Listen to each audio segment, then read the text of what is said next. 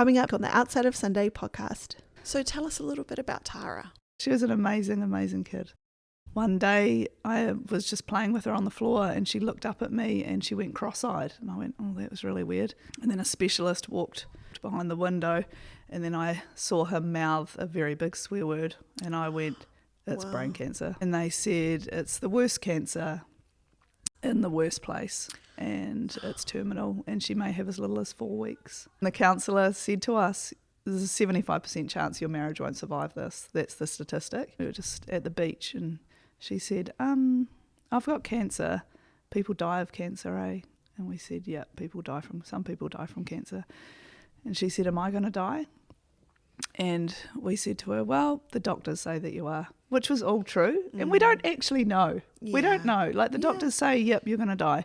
But we don't know what God's plan is. Yeah, and that's right. And she went, can we go for a swim? And that was it. Hey, you're listening to the Outside of Sunday podcast. Is your faith stuck on Sunday? Christianity was never meant to be constrained to a weekly church service. I'm Krista, and here you'll find discussions on the Bible, mum life, and of course, how to live your faith outside of Sunday.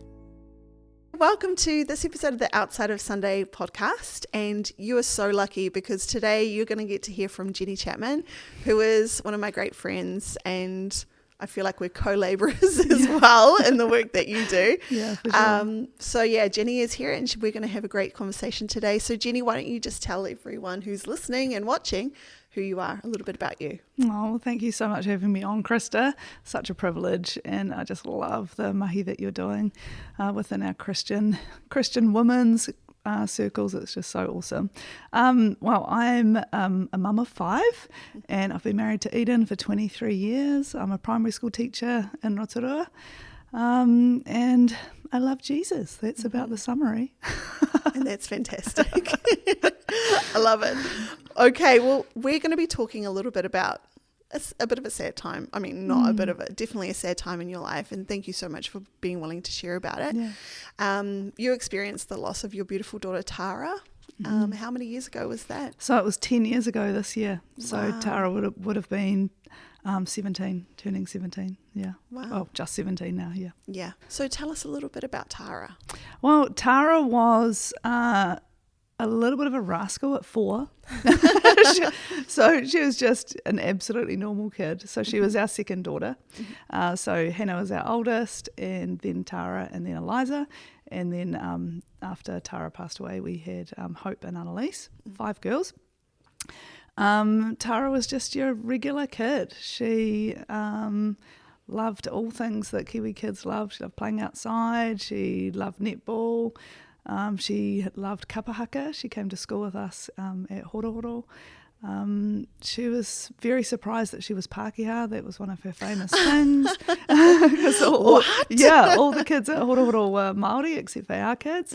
And yeah, one day one of the kids said to her, well, you're Pākehā, Tara. And she was like, no, I'm not. And we were like, yeah, you are. She just had a great sense of humour. She was just an amazing kid, but just your regular kid, you know, had her bad days, had her good days. Yeah, she's really intelligent. She started school and she could read, which was a big surprise to me. It wasn't until I did her assessment as her teacher that I went, oh golly, you can read. She was an amazing kid. Yeah, but one day I was just playing with her on the floor and she looked up at me and she went cross-eyed. And I went, oh, that was really weird. And then I said to my husband that evening, when Tara was playing blocks, she looked up at me and she went cross-eyed. And then he did the same. And it was just this fleeting cross-eye in one of her eyes. And then it went away. So we took her to the optometrist the next morning. And he was like, it's probably just a lazy eye or something. Didn't think much of it. But we both, being teachers, we were both like, that doesn't just come on. That's a bit not weird. Normal, yeah. And so we pushed it for a referral to an ophthalmologist, and we paid for that. And the ophthalmologist said the same thing. it's not much of a thing. And we were like, no, it's weird. I just had that feeling that You it knew was something was bigger. Yeah. And Tara was so clever. She just faked her way through the assessments. She shut one eye and did all the assessments. And then I went, open both your eyes. And then she failed the assessments. And I was like, no, there's something else wrong. And so we pushed for an MRI. And they said, well, because she's only 6, she'll have to have a general anaesthetic. So she'll have to wait 3 months until there's an anaesthetist free. And we were like, no, we need this now. We'll pay to have it done, whatever it takes. And we ended up just coaching her through it. We watched YouTube videos of what an MRI would be like. Wow. Like you have to lie really still. And she did it. She didn't amazing. need to be anaesthetised? No. Wow. They were like, well, if you can promise us she won't move. And I was like, I can promise you she won't move. So within a week, they saw her for an MRI and she was just incredibly brave. Wow. But halfway through the MRI, I don't know if you've ever had an MRI. It's really enclosed. It's really noisy. It's a bit freaky. And I was just in the room with Tara. But the machine stopped and I was like, that's weird. And then a specialist walked. I don't know, he was a specialist at the time, but he walked behind the window and then I saw him mouth a very big swear word and I went, it's brain cancer. Oh my goodness. And so from that moment I was like, it's something really serious. Yeah. So from that day, our whole world changed from that instant. We were in the hospital in Rotorua from that moment, and I was just talking to a friend about it this week actually, because it's June now, but in May was the month that Tara was diagnosed, and as the years go by you kind of remember random things, and one of my really good friends stopped her whole life to pick up my other kids, and and so it was made me thank her for that, even though it's 11 years since Tara was diagnosed. But so the very next day we were up at Starship Hospital. Wow. Which was an absolute whirlwind. They were like, there's a mass on her brainstem, which, instantly we went, well, you can't operate on a brainstem because that's where you're breathing and you're eating and all of the normal, basic functions. Right at the back. Right at the back of her head, yeah. And so we're up in Starship the next day, but it wasn't until 12 days later that we actually found out that it was terminal cancer. So she had to have a biopsy, which in itself had a 10% chance of death just from the biopsy. Wow. Because it was on her brainstem. So they had to put a big needle from the crown of her head all the way down to the base of her brain. Wow. Did she know that was going to happen? Yeah. She was so chill about it. She was like, okay, well, that's fine. Yeah, she was just amazing. And so from there we went down the track of figuring out what sort of cancer it was, and they said it's the worst cancer in the worst place, and it's terminal, and she may have as little as 4 weeks. Oh, yeah, wow. at age 6. So it was just a huge shock, just massive shock, because she was so well. At the same time. She was still herself? She was still herself. Like we were breaking her out of Starship to go to Rainbow's End and do roller coasters because she was so bored because she was well. Yeah. So we're looking at this child who is going to die, but she's so normal at the same time. Yeah. And from then it was just trying to figure out what to do, and, praying a lot about what is the right path, because the doctors said you can treat or you don't have to treat. It is terminal either way. You have to decide what to do, which to put on parents is just, I understand that they have to do that, but it was so massive.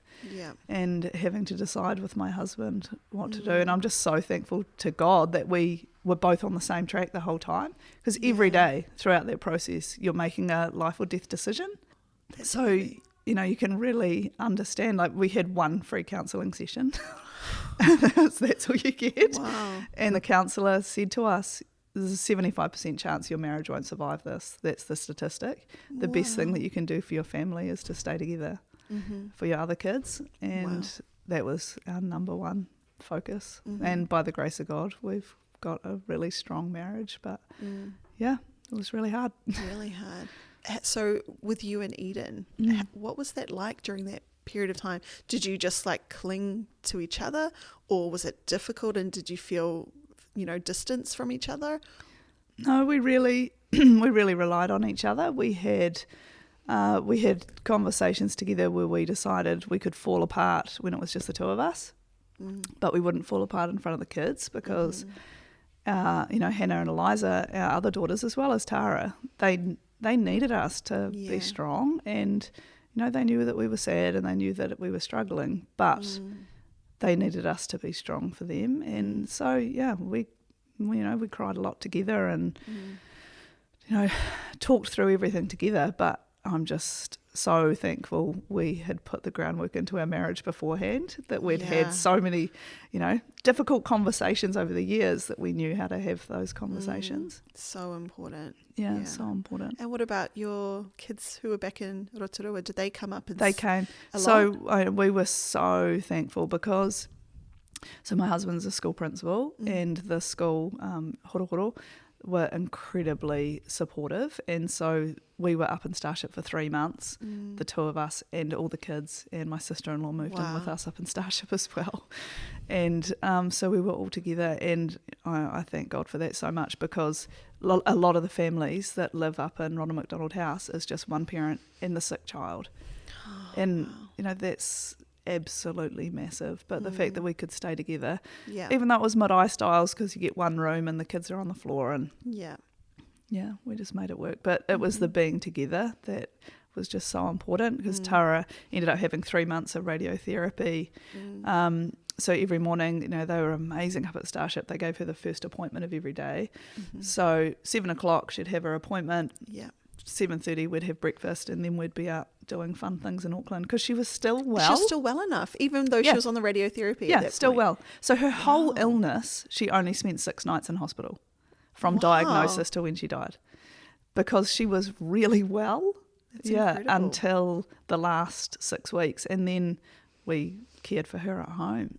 And she was actually only in hospital for a chest infection. So it was really, really amazing. But we just staying up at Ronald McDonald House and having treatment together, and mostly she was absolutely fine. And one of Tara's famous quotes is, "Man, cancer's so boring." I was like, I know, right? Because there's so much waiting, and so much waiting for a test, and then the results, and then the plan. Yeah. And I hadn't really appreciated how much waiting and being at the mercy of other people there is.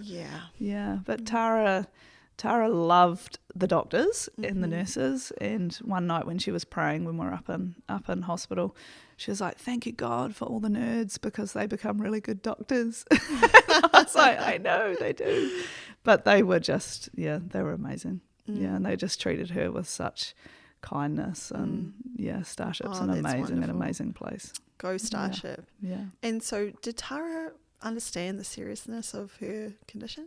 She did. So Eden and I decided that we would this is kind of how our parenting has always rolled, that if the children ask us questions, we give them an honest answer in as few words as possible. And then if they keep asking questions, we keep answering, but we find that they kind of stop when they're ready to stop and when they've got enough information to process. So we never hid from Tara that she was going to die. We never hid from her that she had cancer. We waited for her to ask us questions, and she did. She asked us. We were actually staying at a friend's batch in Whangaparoa, and she was in bed with Eden and I, and we were just at the beach, and she said, "I've got cancer. People die of cancer, eh?" And we said, "Yeah, some people die from cancer." And she said, "Am I going to die?" And we said to her, "Well, the doctors say that you are," which was all true. And we don't actually know. We don't know. Like the doctors say, "Yep, you're going to die." But we don't know what God's plan is. And that's right. And she went, "Can we go for a swim?" And that was it. That's enough. That was it. Let's move on, do something fun. And so she knew that in all likelihood she was going to die, and she never cried about it. Wow. She was never upset about it. In fact, it was quite the opposite. She was like, "I'm so lucky to have lived till 7. Wow. Yeah, and she was really, in fact, she told me off for crying about it. Yeah, so What a yeah, amazing it's just girl. so amazing because every now and again she'd catch me having a wee cry about it, or a couple of times she had to go on the ambulance and I'd cry about that. Yeah. And she's like, "Don't cry about it, Mum. You look so weird when you cry. I'm just going to Jesus." And that was her whole thing. She was like, "I'm just going to Jesus. That's it." You know. That's so powerful because it's like Jesus, he takes away the sting of death. And oh my gosh, we're both going to start crying in a minute. But, you know, like what a gift that you had such an amazing daughter, and what an example of faith in Jesus, you know? Yeah. And yeah. And Let's reach for the tissues for a minute. Like, she knew that she would always be with me. And she said that to me. She's like, "I'm just going to Jesus and I'll always be here." And yeah, she really, really is. Mm-hmm. Yeah, but the fact that she was never scared or never anxious about dying really surprised the medical staff. In fact, they gave us medication for her anxiety attacks that they presumed that she would have about dying, and we never used them because she was just so at peace, so at peace with it. And she even said, so in the Catholic faith we have confirmation, which is when you choose, it's the fulfillment of your baptism promises that you might take yourself when you're a bit older. So she got confirmed at 7, and she said, "God gave me the gift of joy at my confirmation." She said, "I've never been happier since I had cancer." And it was that real godly joy of, I don't need the world to make me happy. I have joy through the grace of God. Yeah. And it's a gift of his spirit. Yeah, absolutely. And it was so tangible. It was so genuine that she was so joyful. Even, you know, other people around her were really distressed, you know, but she was just always happy when she was sick, which was a contrast to how she was before. Like, you know, like I said before, she was a completely normal preschooler, completely normal 5 and 6 year old. She complained about going family walks. She cried because the snow was cold. You know, just totally normal. But after she got sick and after she was confirmed and received communion, and she made that leap of faith, and it was like from that moment she wasn't 6 or 7 anymore. She was really in union with God. She was like, "I'm 100% on board. I'm going to heaven." And she was just so ready. Which was pretty amazing. That is amazing. Yeah. But how about your other kids? Did they understand what was happening? So they got therapy, as did Tara, but Tara fired her therapist. That's another thing. Okay, tell us about that. Oh, so she fired her therapist. So it was a few months before she died, she lost her ability to walk, and she stumbled out of her bedroom where she was having her session with her therapist, left her therapist in there. We heard this banging down the walls, and we were like, "What is happening?" Whoa. Tara's like, "I don't want to talk to her anymore. She makes me sad." Because she just kept trying to deal with Tara's fear of dying, which Tara didn't have. So she was pushing. Yeah, and like, she kept talking about it, and Tara's like, "I'm not scared to die. Yeah. Like, stop talking to me about it. It's depressing." Yeah. And so we were like, "Well, you don't have to have therapy." And she's like, "I don't want to talk to her."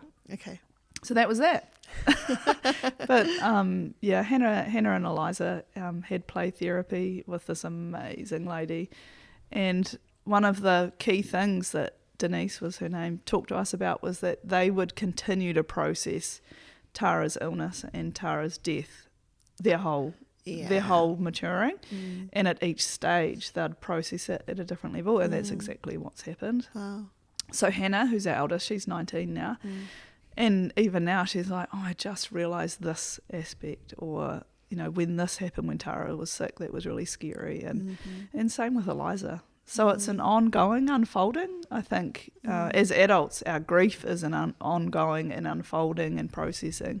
Yeah. And I don't think it's ever finished. No. Yeah. No. But when Tara was sick, it's hard to say, but, the girls, like Hannah and Eliza, their needs, as much as we tried for them to be equal, it just wasn't possible. No. And we were really fortunate to have family around who did fun things with them and keep them buoyant. But, a perfect example was Hannah broke her finger when Tara was sick. And I literally just couldn't cope. I couldn't cope with another thing. I was like, it's not that bad. She was like, I'm pretty sure it's broken. I was like, no, can't deal with another thing. Yeah. And then sure enough, it was broken. But the thought of going through another medical process, another child. And just having to cope with another thing. I remember thinking when Tara was like, I cannot believe I still have to do washing and dishes. Like, what is... This is not fair. It's like my whole world is this sick child, but everyday life carries on, and parenting your other kids carries on. And, they're just amazing, amazing girls who coped with a lot. Yep. They really cope with a lot, and they coped incredibly well, but it's still a massive trauma that they will continue to cope with and continue to process as they grow up. And I know you had 2 more children, Hope and Annalise, and I suppose they weren't there when it all happened, but I'm sure Tara's life has impacted them as well. Absolutely. So they talk about Tara quite a bit, and they ask how they're similar to Tara. And they ask, what sorts of things did Tara like? And, they talk about her all the time. We have lots of photos of Tara around the place, and, we kept a few of Tara's clothes and things like that. And so, Hope is just she's 8 now, so she's a year older than Tara was when she died. And it's only now that Hope fits some of Tara's clothes because she's quite little. Oh, you've kept some. Yeah. And so she just wears them. That's so special. Yeah. Because I love that. Cool. It's so cool. And even like if you pass your kids' little clothes to somebody else's, and then you see that, like if I see my niece wearing my daughter's clothes, I'm just like, oh, I love that so much. But that must be so meaningful. Like, it's really special.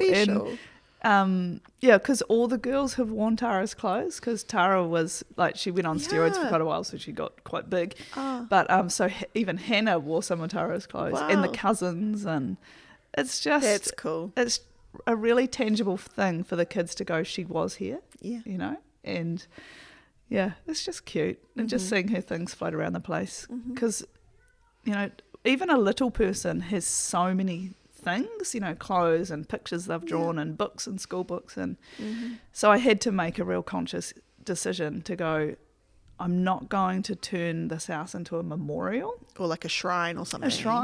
Like, yes, she was super precious to us, she'll always be precious to us, but she was one member of our family, and so I got rid of a lot of her stuff, and I had to be okay with it.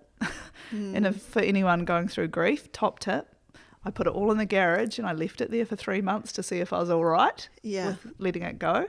And a couple of things did come back in, but mostly I let them go. But I had to do a trial to see if I was okay with it. Yeah, let's just test the waters first before we go. Let's just see how we go.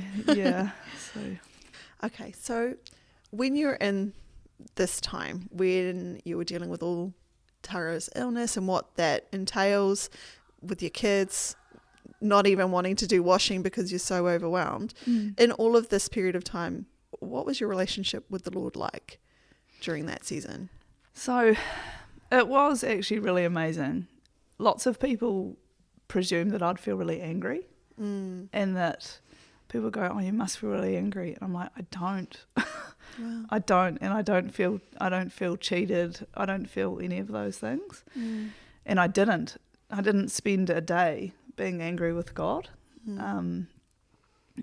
I think through hard times a lot of people find God, but I'd already found him. So it was, I think, a strengthening of my relationship with God rather than a finding of my relationship with God. And I've had a regular prayer life, and I probably did pray more when Tara was sick than I had before, but I have kept it up since. That's great. I actually felt a lot of peace particularly through the end when Tara was dying. There was a God-given peace. Yeah. The hardest day was when Tara was diagnosed, because it was just a picking up of our life and going. Yeah. But God was just so with us in so many ways, and so present through our Christian friends and through our family and even our non-Christian family.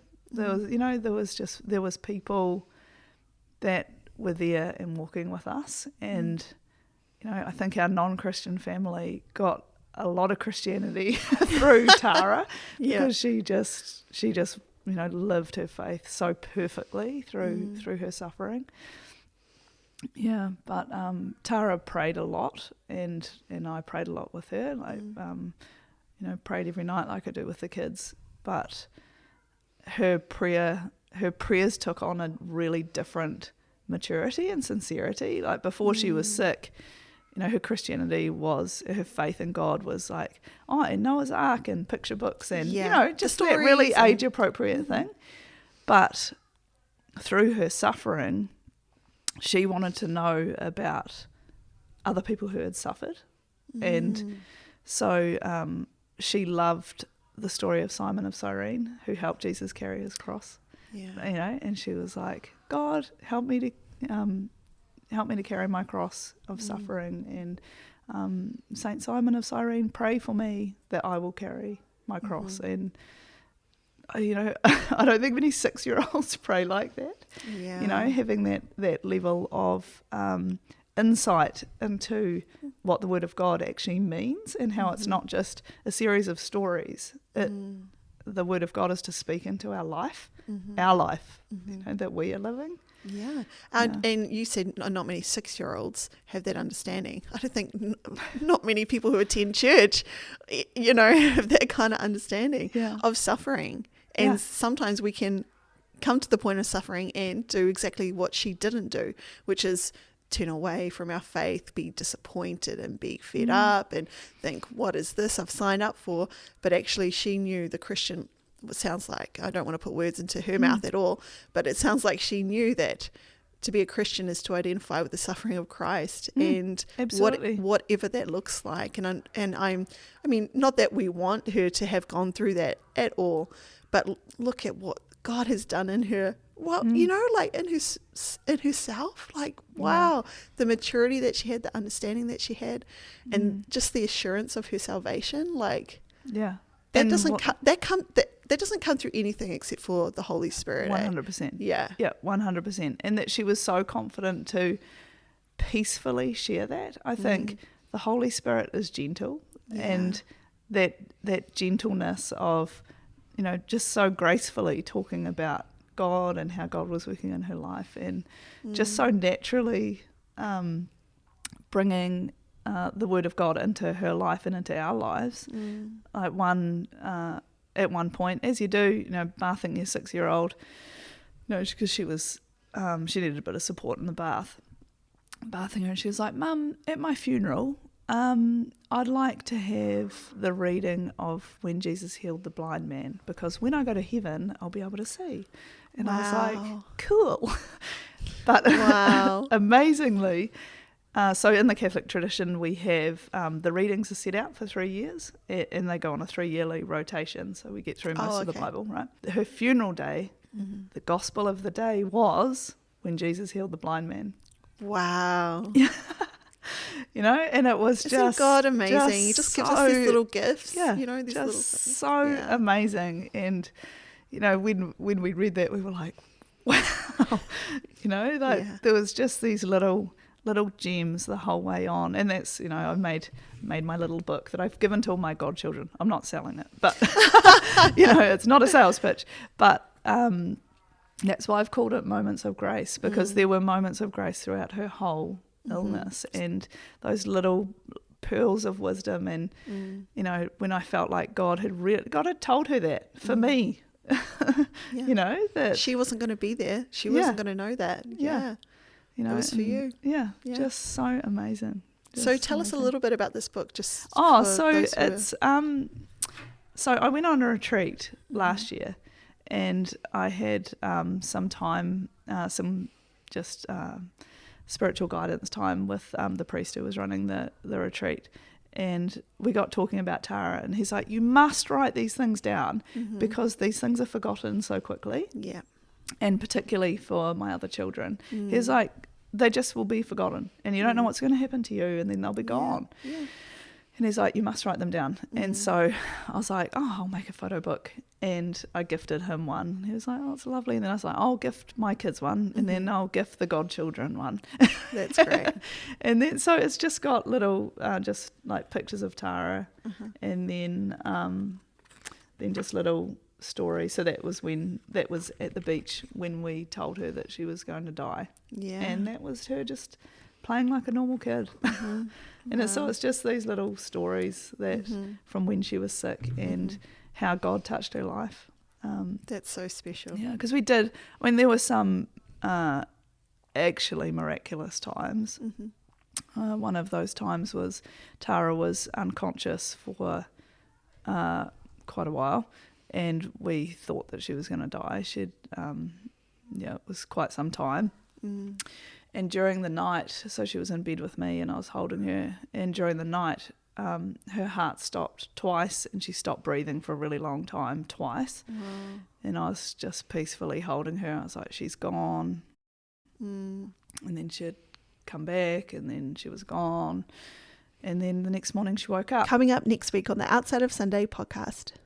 We prayed for a miracle too, but we don't get to control God and say what that miracle is, and there were so many miracles along the way. Yeah. And so many blessings, and none of those prayers were wasted. One day she came to me and she said, Mum, it's stopped growing. Eden was like, if she thinks it's stopped growing, maybe it has. Yeah. And amazingly it had. Amazing. And this was a tumour that was growing 0.5 millimetre a day. It was growing really fast, and it had just stopped. And the doctors were like, we don't know why it stopped. And we're like, right, let's go to Australia with the kids. So we took them the next week. Great. Yeah, and because she had been paralysed and then she wasn't. Congrats! You made it to the end of this episode of the Outside of Sunday podcast. Thanks for the support. Become an official outsider by liking and subscribing and leaving a 5-star review. If you'd like to help our podcast grow, maybe consider becoming a member of our Patreon community. Membership starts at just $3 a month. Not only will you be helping us encourage more New Zealand Christians to live their faith outside of Sunday, but as a member, you'll receive access to full episodes right away. No more waiting for next week. Just click support the show in the show notes. As always, if you'd like to connect with the podcast, you can find me on Instagram, Facebook, and YouTube. Just search Outside of Sunday podcast. And don't forget to let someone you know about this podcast.